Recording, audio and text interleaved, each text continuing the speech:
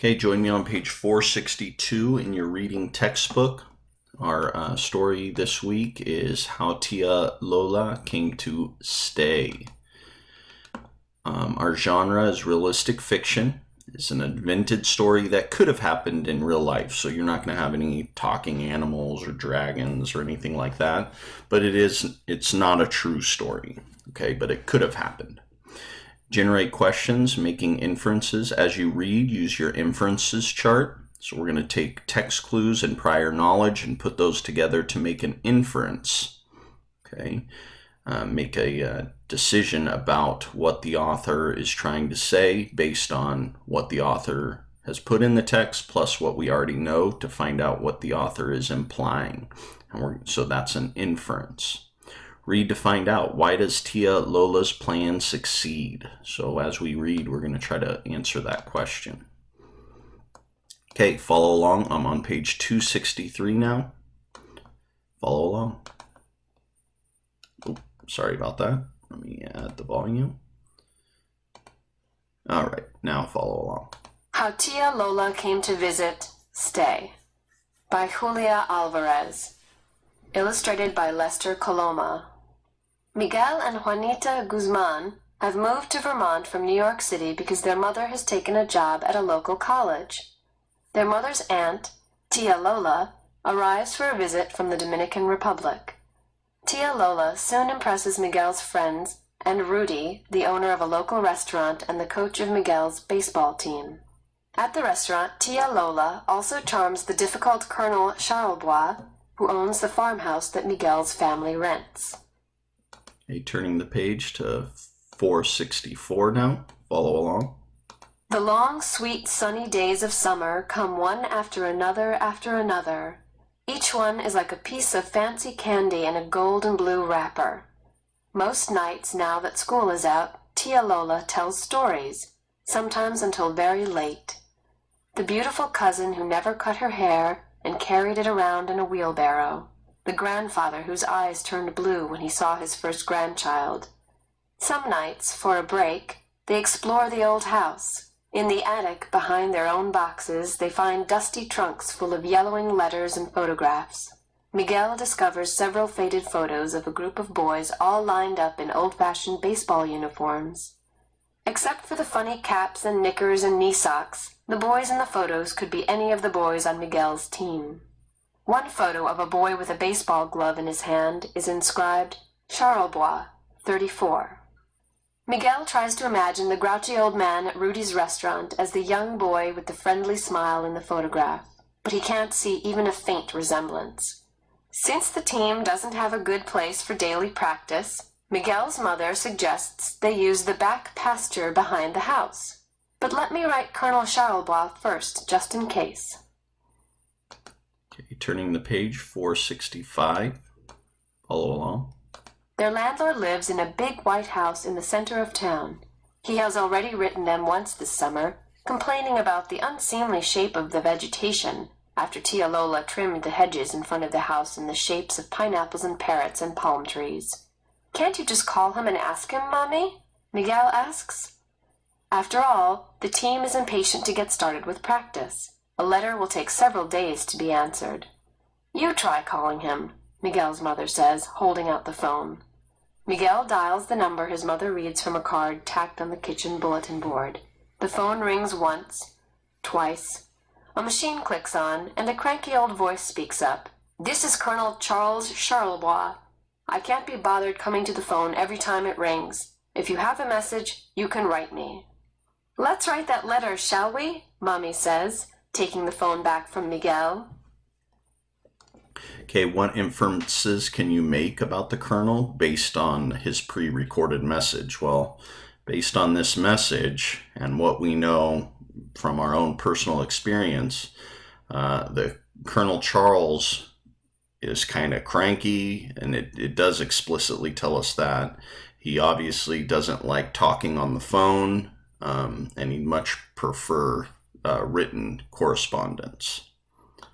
Okay, turning the page, we're now on page 466. Follow along. 2 days later, Colonel Charlebois' answer is in their mailbox. It has not been postmarked. He must have driven out and delivered it himself.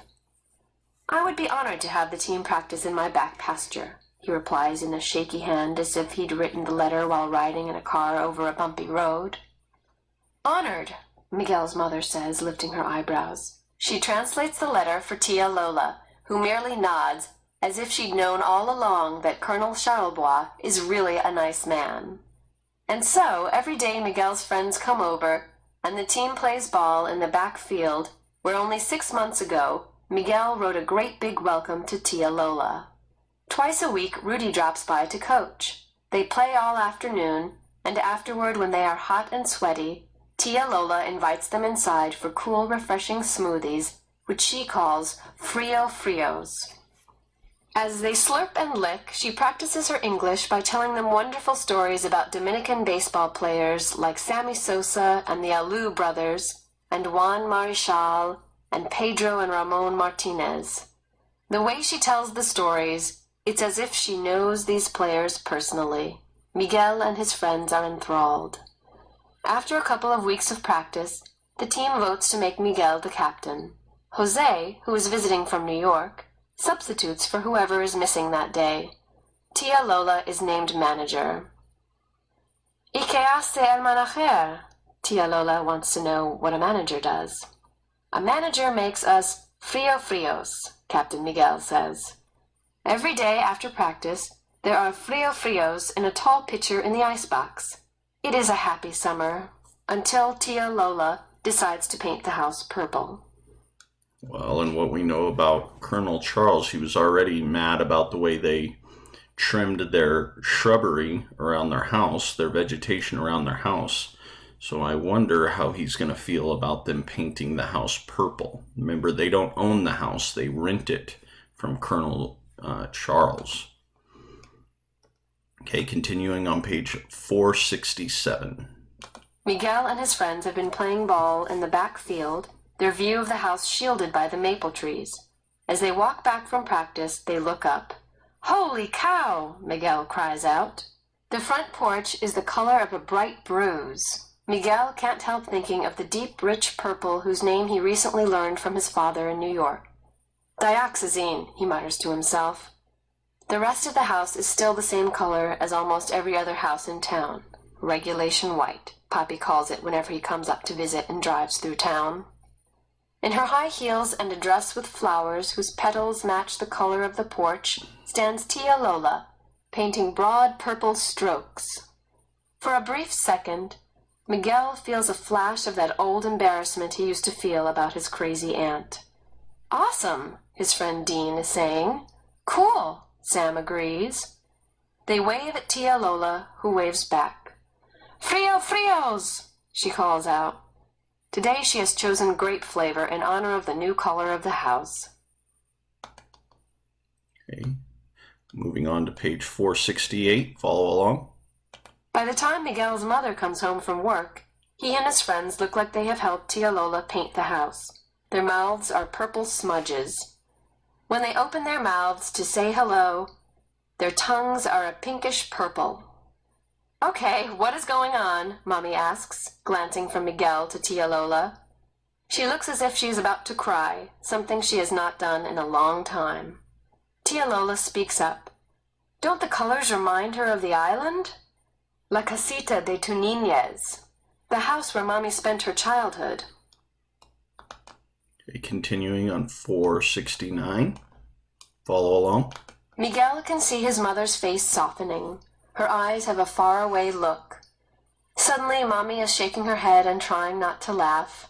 "Colonel Charlebois is going to throw a fit. Actually, he's going to throw us out."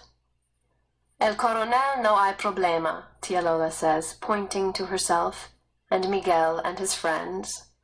Miguel's mother looks from face to face as if she doesn't understand. Miguel and his friends nod as if they understand exactly what Tia Lola is up to. The next afternoon, when Miguel's friends come inside from practice, Tia Lola takes their measurements. She has bought fabric with the money the team has collected and is making them their uniforms. When it is Miguel's turn, he stands next to the mark that his mother made on the doorframe back in January. He is already an inch taller. Tia Lola, what are you up to? The team keeps asking. Are we going to lose our playing field if Colonel Charlebois takes back his house? No hay problema, Tia Lola keeps saying. Her mouth curls up like a fishhook that has caught a big smile.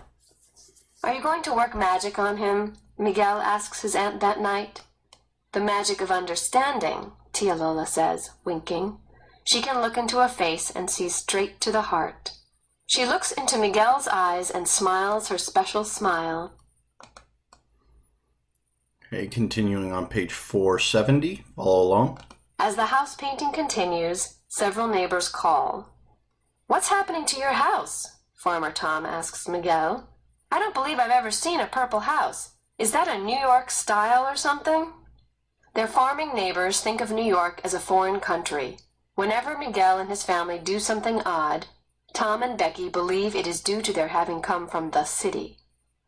I've never seen a purple house in my life, Miguel admits. Neither have I, Jose adds, and I live in the city. I've seen one, Juanita speaks up, showing off. Where? Miguel challenges. In my imagination, she grins. Miguel has been trying to imitate Tia Lola, looking for the best in people. He stares straight into Juanita's eyes, but all he can see is his smart-alecky little sister. Okay, turning the page to 471. Follow along.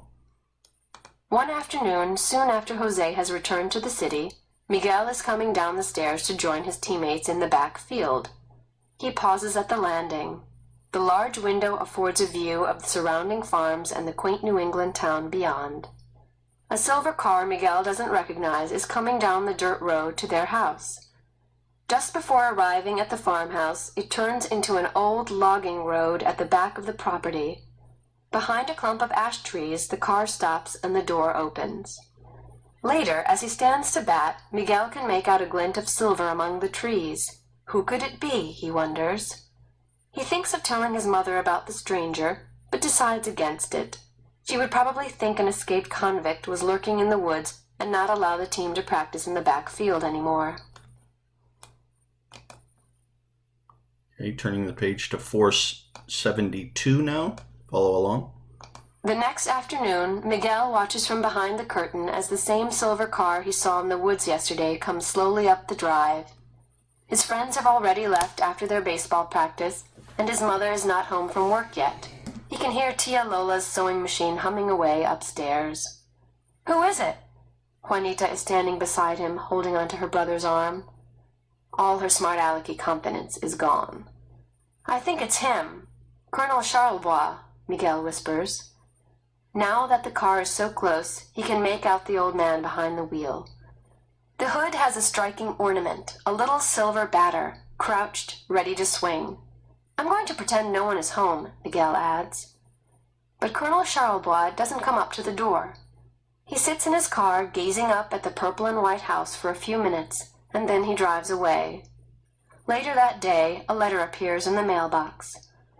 Unless the house is back to its original white by the end of the month, you are welcome to move out.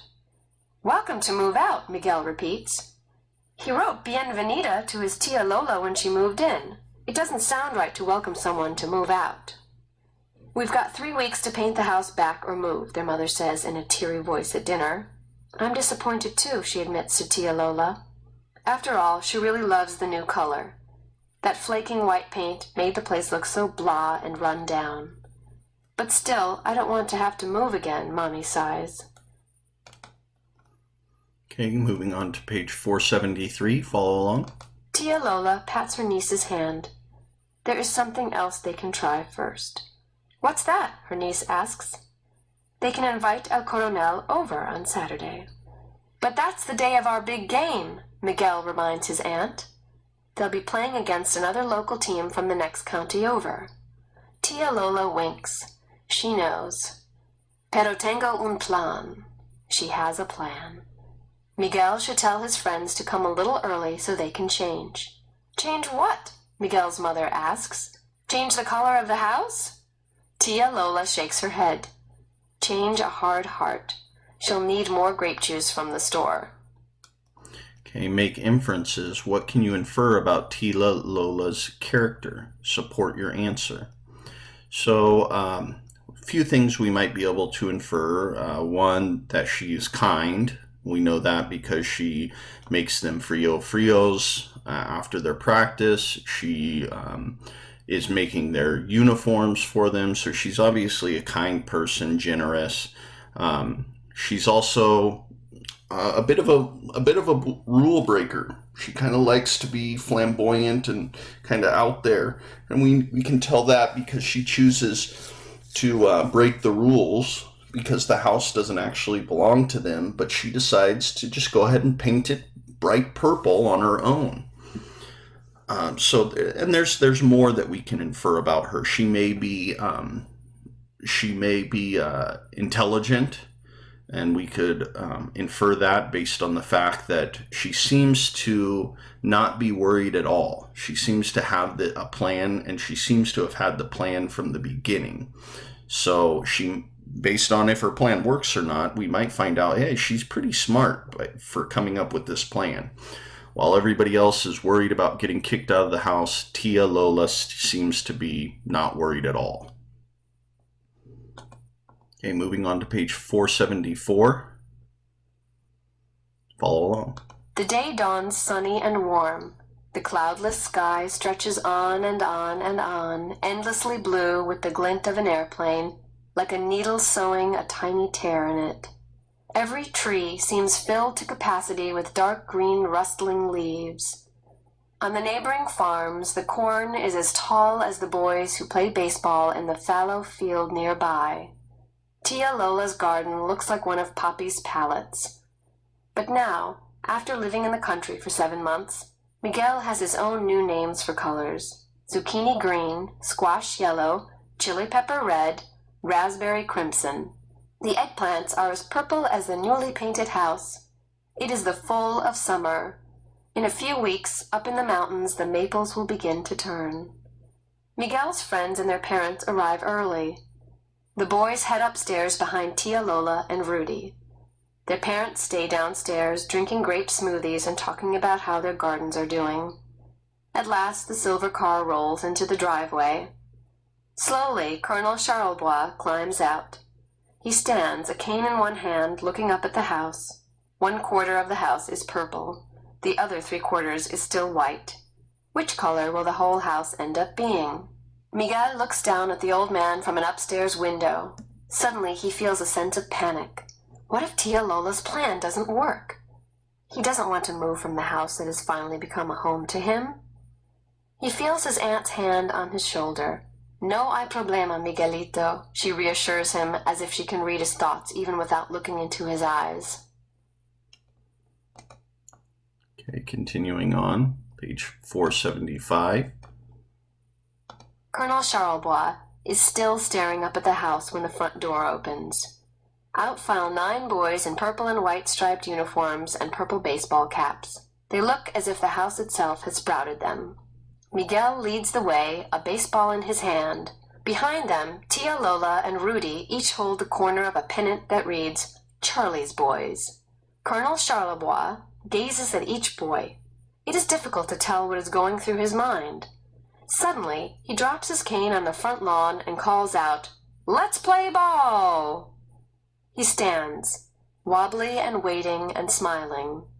Miguel looks into the old man's eyes and sees a boy, legs apart, body bent forward, a gloved hand held out in front of him. He lifts his arm and throws the ball at that young boy, and the old man catches it. Turning the page to page 476, and well, actually that was the end of the story. So what was her plan? What did she do that changed his mind? Now we have to make the inference because the author doesn't tell us if Colonel Charles decides to let them keep their house purple or not. But based on this reaction, we can make an inference on what we think he decided to do and maybe why he did it. So here it says he lifts his arm and throws the ball at that young boy, and the old man catches it. Was there really a young boy there? And, I would argue and say no. What he saw was Colonel Charles finding the youth in him again. He sees the young boys come out with their uniforms on, has the banner that says Charlie's Boys, and it reminds him, it takes him back in his memory to his youth when he enjoyed playing baseball so much. So his eyes kind of light up with that excitement of youth again. All right, thanks for watching, and I will see you on the next video.